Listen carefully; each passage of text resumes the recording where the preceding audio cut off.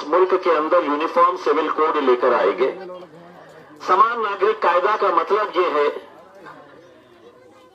कि कोई भी मजहबी शिनाख्त कोई इंसान दिखा नहीं सकता है। इसका मकसद से यही है कि इस मुल्क के मुसलमानों को किस तरह से दोबारा निशाना बनाया जाए। और मजहबी शिनाख्त का मतलब यह है कि आपके मस्जिदों के ऊपर से ये जितने भी लाउड स्पीकर्स हैं ये हटा दिए जाएंगे। वो कहेंगे कि आपको अजान अगर देनी है तो आपको बगैर लाउड स्पीकर के देना होगा। वो आपसे कहेंगे कि हमारी माएं और बहनें अगर सड़कों के ऊपर आई तो वो बुर्खा नहीं पहनेगी, क्योंकि बुर्खे से ये समझ में आता है कि ये मुसलमान है। और उनका ये कहना है कि इस मुल्क के अंदर अगर सब बराबर है तो हिंदू मुस्लिम कोई भी हो उसकी शनाख्त सड़क के ऊपर दिखनी नहीं चाहिए। कल के दिन ये कानून लेकर आ सकते हैं कि कोई भी मुसलमान सड़क पे चलते वक्त नमाज की टोपी पहनकर नहीं निकलेगा। ये एक हिंदू राष्ट्र बनाने की कोशिश में लगे हुए हैं कि इस मुल्क को हिंदू राष्ट्र कैसे बनाया जाए। अब इसके लिए इनका सामने से जो साथ दे रहे हैं वो हमको सबको पता है, लेकिन पीछे से वो लोग साथ दे रहे हैं जो आज आपके बीच में आ रहे हैं आपसे वोट मांगने के लिए। मुझे बताइए कि एक बार फिर से अगर हम उनके बहकावे में आ गए, जिस तरह 5 साल पहले हम आए थे, यही उम्मीद और यही यकीन के ऊपर गए थे कि नहीं हम तो गठबंधन को दे रहे हैं, हमको सेक्युलर सरकार चाहिए। आपको यही बताया गया था कि नहीं मोदी को हराना है, मोदी को हराना है, इसीलिए आप सब मिलकर एक साथ आए, नीतीश कुमार को साथ दिए। नीतीश कुमार जीतने के बाद अखबार में उसका बयान है, मैं मिट्टी में मिल जाऊंगा। ये नीतीश कुमार का बयान है कि मैं मिट्टी में मिल जाऊंगा लेकिन भारतीय जनता पार्टी के साथ नहीं जाऊंगा। अब ये वक्त आया है कि नीतीश कुमार को मिट्टी में मिलाना पड़ेगा। ये जरूरी है। आज आपको लगेगा कि लालू प्रसाद, नीतीश कुमार, राहुल गांधी ये सब आपके मेहरबान हैं। ये इलेक्शन के हद तक आपको एक अलग चेहरा दिखाते हैं। इलेक्शन खत्म हो गया तो वो असली रूप में आ जाते हैं। जो आरएसएस ने बताया है, एक काम जो सामने से भारतीय जनता पार्टी करती है। बाबरी मस्जिद शहीद हुई थी, कितने ऐसे बुजुर्ग लोग हैं जो इस बात की गवाही देंगे कि बाबरी मस्जिद जब शहीद हुई तो हमने अपने घरों के अंदर टेलीविजन के सामने बैठकर देखा, अपनी आंखों के सामने कि हमारी एक मस्जिद शहीद की जा रही है। मस्जिद शहीद करने के लिए मुरली मनोहर जोशी, कल्याण सिंह, एलके आडवाणी ये सब वहां पर बैठे हैं और आज अदालत इन सबको बरी कर देती है। और जब राम जन्मभूमि का काम शुरू होता है तो कांग्रेस पार्टी के बड़े बड़े नेता उसकी हिमायत में उतरते हैं। हमारा ये कहना है, ये मुल्क में अगर इंसाफ है तो इंसाफ अगर हिंदुओं के लिए जितना है उतना ही मुसलमानों के लिए भी होना चाहिए। लेकिन ये क्या वजह है कि आपके लिए अलग कानून और उनके लिए अलग कानून? ये नहीं हो सकता है। और ये लड़ाई जो है ये इसी की लड़ाई है। ये लड़ाई आज जब हम यहां आ रहे थे तो भारतीय जनता पार्टी के बहुत सारे पोस्टर्स हमें देखने को मिले जिसके ऊपर लिखा हुआ था कि हमको अब आत्मनिर्भर बनना है। कैसा आत्मनिर्भर बनना है कि 2 महीने पहले, 3 महीने पहले हमारे ये बच्चे, ये नौजवान लड़के जो अपनी रोजी रोटी के लिए कोई हैदराबाद में है, कोई मुंबई में है, पूना में है, दिल्ली में है, अलग अलग हिंदुस्तान के कोने कोने के अंदर गया। और जब कोरोना की बीमारी फैली तो इनके माँ बाप से पूछिए इनकी कैफियत क्या थी। सोचिए, कभी महसूस करिए कि आपका बच्चा कोसों दूर है, टीवी खोले तो ये खबर आ रही है कि इतने लोग मर गए हैं। उन माँ बाप की कैफियत सोचिए, उन बच्चों की कैफियत सोचिए जो सिर्फ ये चाह रहे थे कि हमें अपने घर तक पहुंचा दो। ہمیں اپنے ماں باپ کے بیچ میں پہنچا دو. مرنا سب کو ہے, موت برحق ہے, مجھے بھی مرنا ہے, آپ سب کو مرنا ہے, ہم سب کو زمین کے اندر جانا ہے. لیکن ان بچوں کی یہی خواہش تھی کہ اگر مرنا ہی ہے تو ہمیں اپنے ماں باپ کے بیچ میں رہنے دو. ماں باپ کی یہ خواہش تھی کہ اگر ہمیں مرنا ہے تو کم از کم اپنی آنکھوں کے سامنے ہمارے بچوں کو رہنے دو. لیکن چھوڑ دیا گیا تھا, بچوں کو چھوڑ دیا گیا. میں نے کئی ایسے بچوں کو دیکھا جو پیدل ممبئی سے نکلے تھے, 1500 کلومیٹر چل کر آنا, یہ کسے کہتے ہیں ہم تصور بھی نہیں کر سکتے. پیروں کے چھالے, پیروں کی حالت کیا ہو گئی تھی. لیکن سرکار اس وقت ان کے بارے میں نہیں سوچی. ہوائی جہاز شروع کیے گئے تھے دبئی سے لانے کے لیے, لندن سے لانے کے لیے.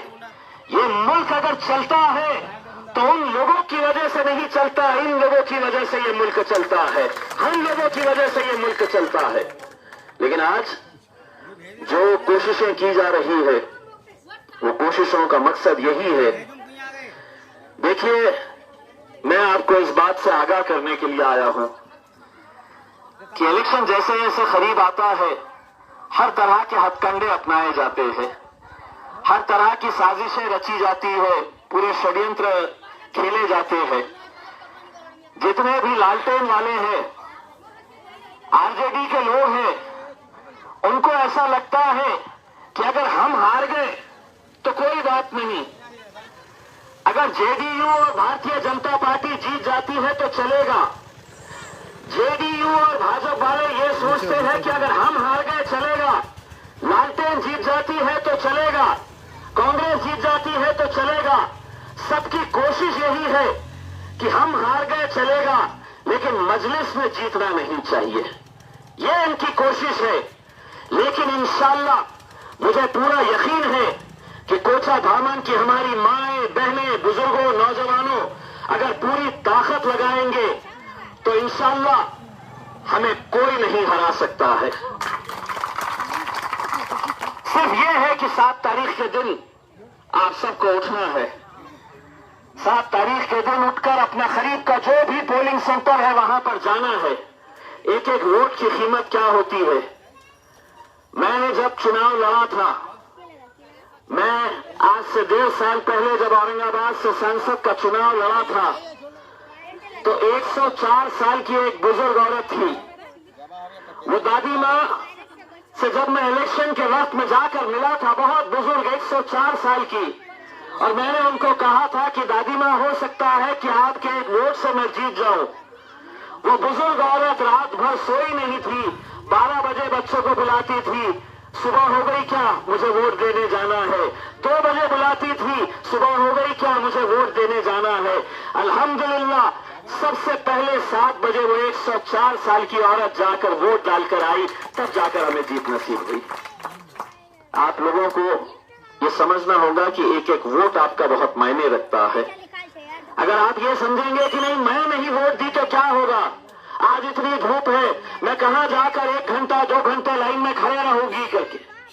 5 سال آپ کے کیسے ہوں گے یہ آپ کو ایک دن میں طے کرنا ہوگا. 5 سال کے اندر اگر آپ یہ چاہتے ہیں کہ آپ کے علاقوں کی بھی ترقی ہو, ہم چاہتے ہیں کہ کوچا دھامن میں, بہار میں, سیمانچل کے اندر جہاں جہاں ہماری بستیاں ہیں, ہم انشاءاللہ آپ کو یہ یقین دلا کر جانا چاہتے ہیں کہ ہمارے 5 سالوں کے اندر ہم آپ کے ساتھ کوئی سیاست کرنے کے لیے نہیں آئیں گے. آج حیدرآباد میں اویسی صاحب کا اسپتال کیسا ہے, محض 10 روپئے کے اندر 3 مہینے کا علاج کیا جاتا ہے. 3 مہینے 10 روپئے کے اندر. وہاں پر اتنے سارے اسکولز بنا رکھے ہیں, نہ بچوں کو کپڑوں کے لیے پیسے دینا پڑتا ہے, نہ پڑھائی کے لیے پیسے دینا پڑتا ہے, نہ جوتوں کے لیے پیسے دینا پڑتا ہے, بلکہ دوپہر کا ان کو کھانا مفت دیا جاتا ہے, پورا مفت ایجوکیشن دیا جاتا ہے. اور ایسے کوئی 200-500 بچے نہیں پڑھ رہے ہیں، 17,000 بچوں کو مفت تعلیم صرف اکیلے حیدرآباد میں دی جا رہی ہے۔ 17,000 بچے۔ آپ سوچئے، جب تک ہمارے بچے پڑھیں گے نہیں، لکھیں گے نہیں، کیوں یہ بچے مزدوری کرے؟ آپ نے اپنی زندگی گزار دی ہے جیسے گزارنی تھی، لیکن اپنے بچوں کے بارے میں آپ کو سوچنا پڑے گا، ان بچوں کے مستقبل کے بارے میں آپ کو سوچنا پڑے گا، اور یہ سوچنا پڑے گا کہ ساری تکلیفیں میں نے سہ لیا ہے، لیکن میرے بچوں کی زندگی میں ویسے نہیں گزرنے دوں گا۔ میں پڑھاؤں گا انہیں، لیکن کب ممکن ہوگا؟ سرکار نہیں بنانے والی ہے، کیونکہ سرکار کو معلوم ہے جس دن یہ قوم کو ہم پڑھا لیں گے، ان کے بچوں کو پڑھا لکھا لیں گے، تب ہماری سیاست کی دکان بند ہو جائے گی۔ اسی لیے آپ کو پڑھانا نہیں چاہتے ہیں، آپ کے لیے یہاں پر فیکٹری نہیں لانا چاہتے ہیں، کیونکہ آپ اگر سرکار کے بھروسے کے اوپر نہیں رہیں گے تو پھر ان کی دکانیں کیسے چلے گی؟ اسی لیے ہم آپ سے یقین دلانے کے لیے آئے ہیں کہ ہم جہاں جہاں پر بھی جاتے ہیں، ہم چاہے وہ نگر پریشد کا الیکشن ہو، ہم سب سے پہلے ہمارے نمائندوں کو یہی کہتے ہیں کہ وہاں پر یہ کوشش کرو ایک اچھا اسپتال بنا سکے۔ ہماری طرف سے، پارٹی کی طرف سے جتنی مدد ہوگی ہم کریں گے، لیکن آج آپ اگر ہماری صورت دیکھ کر حاجی اصفی صاحب کو اگر آپ ووٹ دے رہے ہیں، ہم 5 سال کے بعد اگر آئے تو ہمارا بھی سینہ چوڑا ہو کر آنا چاہیے۔ آپ نے ہم کو یہ شکایت نہیں کرنی چاہیے، آپ نے یہ کہنا نہیں کہ امتیاز علی صاحب آپ آئے تھے 5 سال پہلے، آپ باتیں کر کے گئے تھے، بتاؤ ہمارے پاس، اس کی گواہی ہم دیں گے، اس کی گارنٹی ہم دیں گے آپ کو۔ جو زبان ہم دیے ہیں انشاءاللہ اس کو پوری کریں گے۔ ہم یہاں پہ اپنے طور کے اوپر اسکول ہو سکا اسکول، اسپتال ہو سکا اسپتال، لیکن انشاءاللہ شروع ضرور کرائیں گے، یہ ہم آپ کو وعدہ کر کے جاتے ہیں۔ بس آپ لوگوں سے یہی اپیل ہے کہ 2-3 دنوں کے بعد یہاں پر ایسے ہی آئیں گے، لالٹین والے آئیں گے، جے ڈی یو والے آئیں گے، پنجے والے آئیں گے، الیکشن خرید لیں گے پیسوں سے۔ دادی کہنا میں بکتی نہیں ہوں کر کے تیرا پیسہ تو رکھ۔